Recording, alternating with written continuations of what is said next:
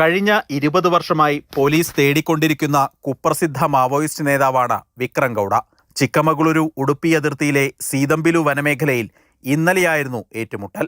ഭക്ഷണ സാധനങ്ങൾ ശേഖരിക്കുവാൻ വനാതിർത്തിയോട് ചേർന്നുള്ള ഗ്രാമങ്ങളിലേക്ക് എത്തിയതായിരുന്നു മാവോയിസ്റ്റ് സംഘം.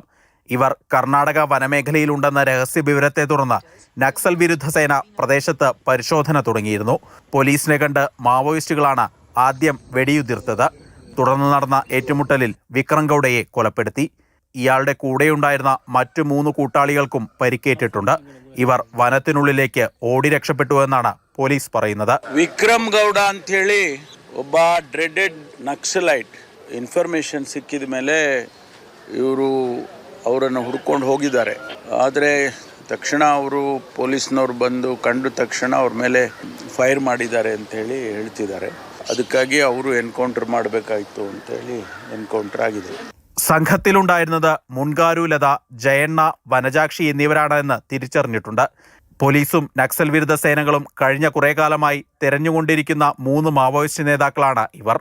നിലമ്പൂരിലെ കരുളായി ഏറ്റുമുട്ടലിൽ നിന്ന് രക്ഷപ്പെട്ട നേതാവ് കൂടിയാണ് നേത്രാവതി ദളത്തിന്റെ കമാൻഡറായ വിക്രം ഗൌഡ.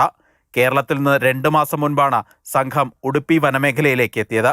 നീണ്ട 13 വർഷങ്ങൾക്ക് ശേഷമാണ് കർണാടകയിൽ മാവോയിസ്റ്റ് വേട്ട നടക്കുന്നത്. മാതൃഭൂമി ന്യൂസ്, ബംഗളൂരു.